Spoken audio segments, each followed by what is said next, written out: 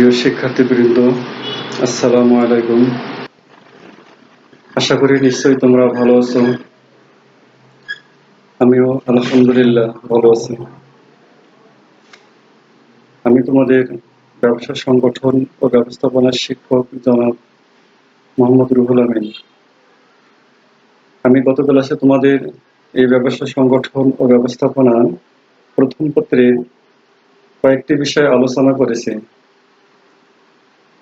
ব্যবসায় কি, ব্যবসায়ের উৎপত্তি, ব্যবসায়ের সমীকরণ এবং ব্যবসার বৈশিষ্ট্য আমরা গত ক্লাসে জেনেছি। আজকে আমরা আলোচনা করব ব্যবসার আওতা ও পরিধি।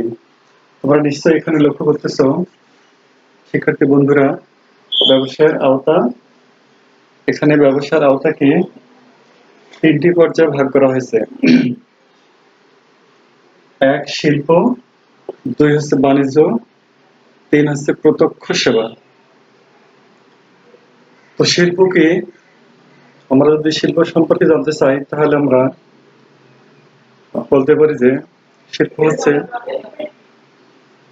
যে প্রক্রিয়ার মাধ্যমে প্রাকৃতিক সম্পদ আহরণ করে এবং প্রাকৃতিক সম্পদের রূপ এবং আকৃতি পরিবর্তন করে মানুষের ব্যবহার উপযোগী নতুন কিছু সৃষ্টি করা বা নতুন কিছু তৈরি করা, এমন কিছুকেই আমরা শিল্প বলে থাকি।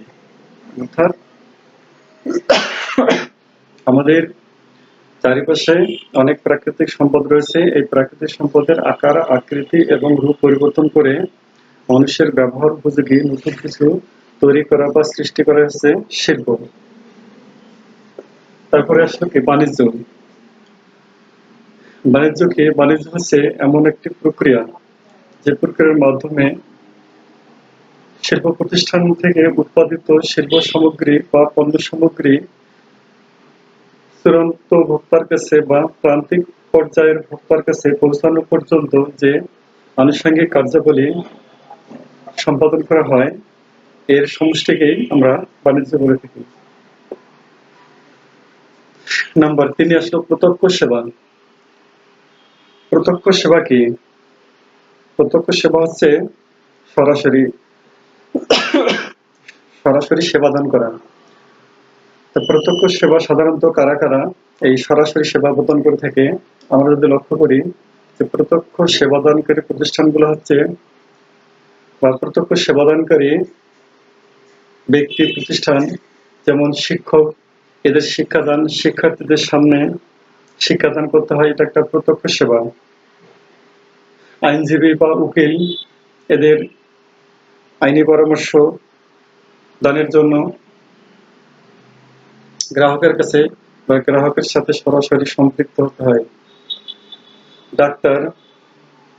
ডাক্তারদের কাছে রোগী এবং ডাক্তার, এদের সামনাসামনি বা সরাসরি প্রত্যক্ষভাবে এদের সম্পৃক্ততার মাধ্যমে এই কার্যাবলী সম্পাদন করতে হয়। তাহলে আমরা বুঝতে পারলাম যে ব্যবসার আওতা হচ্ছে শিল্প, বাণিজ্য এবং প্রত্যক্ষ সেবা, এবং এগুলাকে আমরা মোটামুটি জানলাম।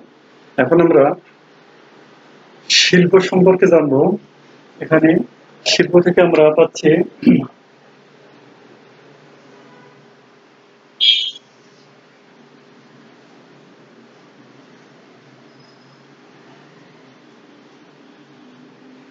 কৃষি শিল্প,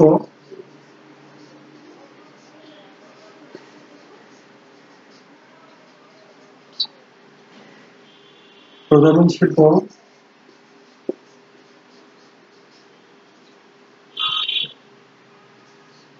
উৎপাদন শিল্প,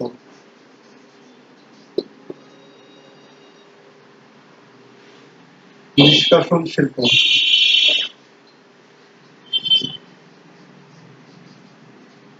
নির্মাণ শিল্প,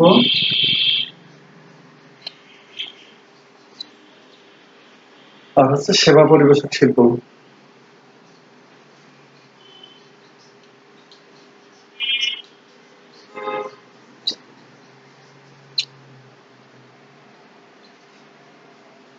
তাহলে আমরা এখানে শিল্প থেকে কি কি পাচ্ছি দেখো।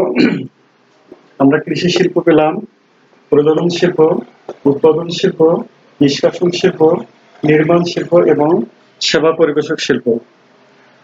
তো শুরুতে আসি কৃষি শিল্প। কৃষি শিল্প কি? বাংলাদেশ কৃষি প্রধান দেশ। এই কৃষি প্রধান দেশ বাংলাদেশ শতকরা 80% লোক কৃষিকাজ করে। এই কৃষি থেকে যে উৎপাদিত পণ্য সামগ্রী আমরা পাই, যেমন কৃষকেরা ধান চাষ করে, পাট চাষ করে, আখ, তামাক, গম, ভুট্টা ইত্যাদি চাষ করে। অর্থাৎ কৃষি থেকে এই সমস্ত কৃষি পণ্য সামগ্রী আমরা পেয়ে থাকি, যেটা হচ্ছে কৃষি শিল্পের অন্তর্গত। দুই হচ্ছে প্রজনন শিল্প। প্রজনন শিল্প কি? প্রজনন শিল্প হচ্ছে এমন এক ধরনের শিল্প যে শিল্পের মাধ্যমে পুনরায় জন্মানো বা পুনরায় বংশ বৃদ্ধির সুযোগ থাকে, এমন শিল্পকে প্রজনন শিল্প বলে। আমরা যদি চিন্তা করি তাহলে আমরা লক্ষ্য করব যে প্রজনন শিল্প যেমন হ্যাচারি, নার্সারি, হাঁস মুরগির খামার, গো খামার, এই সমস্ত খামার বা প্রতিষ্ঠানগুলো হচ্ছে এই প্রজনন শিল্পের অন্তর্গত। কারণ নার্সারি সাধারণত বীজ থেকে চারা গজায়, এই চারা আস্তে ধীরে বড় হয়, সেই বড় গাছে রূপান্তরিত হয়, আবার সেখান থেকে আমরা বীজ পাই, পুনরায় সেই বীজ থেকে পুনরায় আবার চারা গজানোর সুযোগ থাকে। হ্যাচারি থেকে একই অবস্থা, পুনরায় বাচ্চা জন্মানোর সুযোগ। গো খামার, হাঁস মুরগির খামার, এই সবগুলো হচ্ছে প্রজনন শিল্পের অন্তর্গত। এরপরে আছে উৎপাদন শিল্প। উৎপাদন শিল্প হচ্ছে উৎপাদন করা, কাঁচামাল ব্যবহার করে, যন্ত্রপাতি ব্যবহারের মাধ্যমে, মেশিনারাইজের মাধ্যমে যে পণ্য সামগ্রী উৎপাদন করা হয় তা হচ্ছে উৎপাদন শিল্পের অন্তর্গত। উৎপাদন শিল্প বলতে আমরা বুঝি পোশাক শিল্প, গার্মেন্টস ফ্যাক্টরি, এখানে পোশাক কাপড় তৈরি হয়। সিমেন্ট শিল্প, সার শিল্প ইত্যাদি হচ্ছে আমাদের উৎপাদন শিল্পের অন্তর্গত। তারপরে আমরা আসলাম নিষ্কাশন শিল্প। নিষ্কাশন শিল্প হচ্ছে এমন এক ধরনের শিল্প যে শিল্পের মাধ্যমে আমরা ভূগর্ভস্থ থেকে শুরু করে মহাকাশ এবং ভূমি থেকে প্রাকৃতিক সম্পদ বা কৃত্রিম সম্পদ আহরণ করা, এটা হচ্ছে নিষ্কাশন শিল্পের অন্তর্গত। যেমন আমরা সমুদ্র থেকে মাছ সংগ্রহ করি, সমুদ্র থেকে পাথর সংগ্রহ, এটা নিষ্কাশন শিল্পের অন্তর্গত। বন থেকে কাঠ সংগ্রহ, নদী থেকে মাছ সংগ্রহ, এই সমস্ত হচ্ছে নিষ্কাশন শিল্পের অন্তর্গত। শিক্ষার্থী বন্ধুরা, এরপরে আসলো নির্মাণ শিল্প। তো নির্মাণ শিল্প হচ্ছে এমন এক ধরনের শিল্প যে শিল্পের মাধ্যমে নির্মাণ সামগ্রী বা নির্মাণ উপকরণাদি তৈরি হয়, যেমন ব্রিজ, কালভার্ট, সেতু, রাস্তাঘাট, দালানকোঠা, এই সমস্ত তৈরির ক্ষেত্রে ইট, কাঠ, রড, সিমেন্ট, বালি ইত্যাদির প্রয়োজনীয়তা দেখা দেয়। এই ইট, কাঠ, রড, সিমেন্ট এগুলো হচ্ছে নির্মাণ শিল্পের উপাদান। পরিশেষে আসলো সেবা পরিবেশক শিল্প। সেবা পরিবেশক শিল্প বলতে আমরা কি বুঝি? সেবা পরিবেশক শিল্প হচ্ছে এমন এক ধরনের শিল্প যে শিল্পের মাধ্যমে সেবা পরিবেশন করা হয়, অর্থাৎ মানুষের দৈনন্দিন জীবনযাপনের ক্ষেত্রে মানুষ যাতে আরাম আয়েশের সাথে জীবনযাপন করতে পারে এই মর্মে তাদেরকে যে সুযোগ সুবিধাগুলো দেওয়া হয় সেটা হচ্ছে সেবা পরিবেশক শিল্প। আমরা যদি উদাহরণে আসি তাহলে আমাদেরকে বলতে হবে যে গ্যাস, বিদ্যুৎ, বিশুদ্ধ পানি, রাস্তাঘাট, পরিবহন, এই সমস্ত সেবা পরিবেশক শিল্পের অন্তর্গত। শিক্ষার্থী বন্ধুরা, এরপরে আমরা আসবো বাণিজ্য। শিক্ষার্থী বন্ধুরা, এখন আমরা চলে আসলাম বাণিজ্য। বাণিজ্যকে সাধারণত দুই ভাগে, দুই শ্রেণীতে ভাগ করা হয়েছে। এক হচ্ছে বিনিময়, আর একটা হচ্ছে বিনিময়ের সহায়ক সেবা। তো বিনিময় কি? বিনিময় হচ্ছে লেনদেন করা, ক্রয় বিক্রয় করা, এই সমস্ত কার্যাবলী থেকে বিনিময়ের উৎপত্তি। বিনিময়ের মাধ্যমে পণ্যের মালিকানা পরিবর্তন বা সত্যগত উপযোগ সৃষ্টি হয়। পণ্যের ক্রেতা অর্থের বিনিময়ে পণ্য ক্রয় করে এবং বিক্রেতা অর্থের বিনিময়ে পণ্য বিক্রি করে। এভাবেই ক্রয় বিক্রয়ের মাধ্যমে পণ্যের সত্যগত উপযোগ সৃষ্টি হয়। এরপর আসলো বিনিময় সহায়ক কার্যাবলী।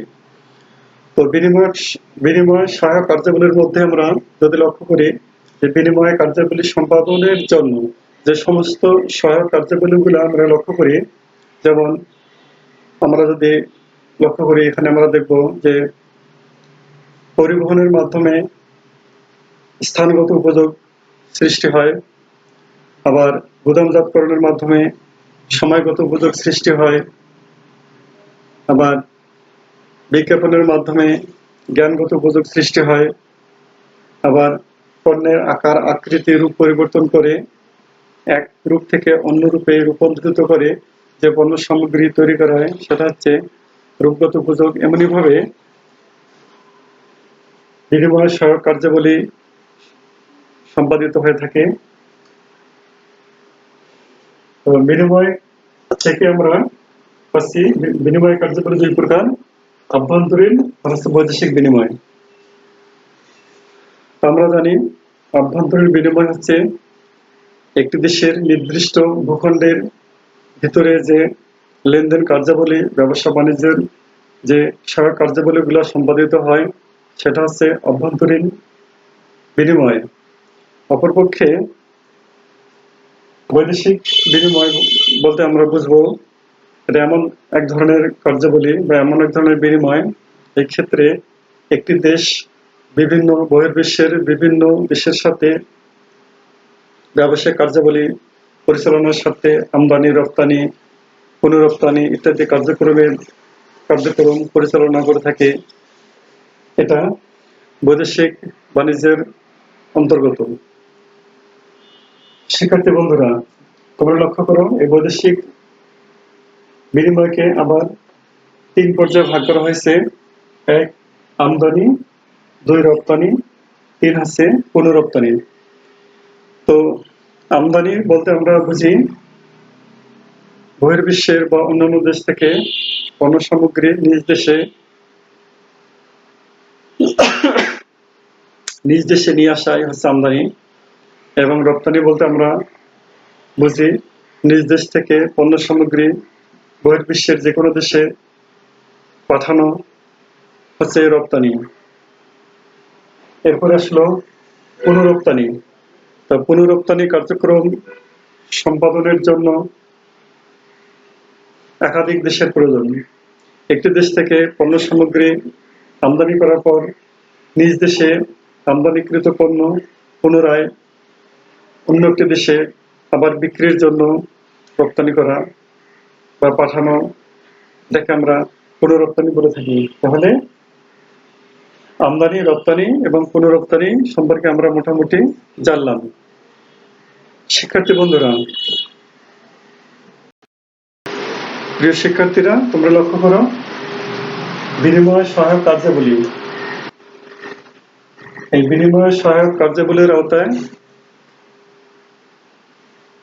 আমরা ইতিপূর্বে জেনেছি যে ব্যবসা বাণিজ্য পরিচালনার ক্ষেত্রে যে সমস্ত উপাদানগুলা বা যে সমস্ত পারিপার্শ্বিক অবস্থা সহযোগিতা করে থাকে সেটা হচ্ছে বিনিময় সহায়ক কার্যাবলী। এই ক্ষেত্রে আমরা লক্ষ্য করব ব্যাংক, বীমা, তারপর রাস্তাঘাট, অবকাঠামো, গুদামঘর ইত্যাদি হচ্ছে এই বিনিময় সহায়ক কার্যাবলীর অন্তর্গত।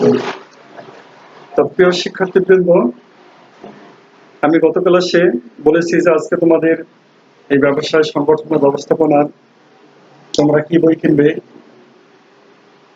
তোমরা যে সমস্ত বই যে সমস্ত রাইটার আছে, আমি এই সমস্ত রাইটার থেকে 2টা রাইটারের বই সিলেক্ট করেছি, আমি ব্ল্যাকবোর্ডে লিখে দিচ্ছি। তোমরা এই 2টা রাইটারের নাম তোমরা লিখে নাও।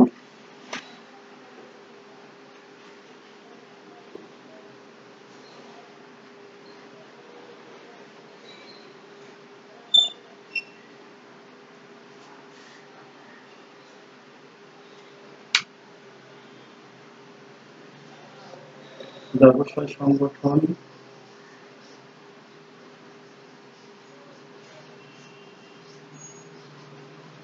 ও ব্যবস্থাপনা, প্রথম পত্র তোমরা নিবা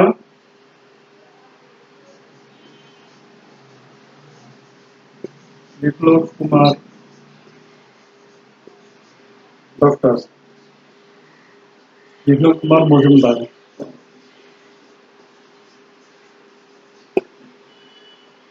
দ্বিতীয় পত্র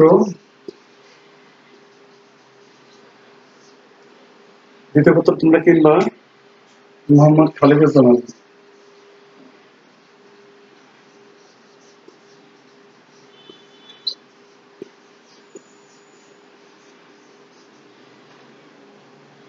এটা হচ্ছে তোমার লেকচার প্রকাশনী,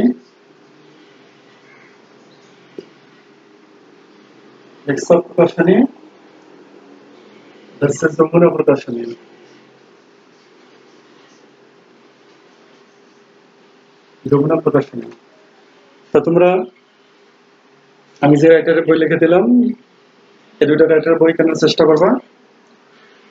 পরিশেষে তোমাদের সকলেরই সুস্বাস্থ্য কামনা করে বিদায় নিচ্ছি। তোমরা বাসায় থাকো, ঘরে থাকো এবং নিরাপদে থাকো, এবং বাইরে বের হলে অবশ্যই মাস্ক পরে বের হবা।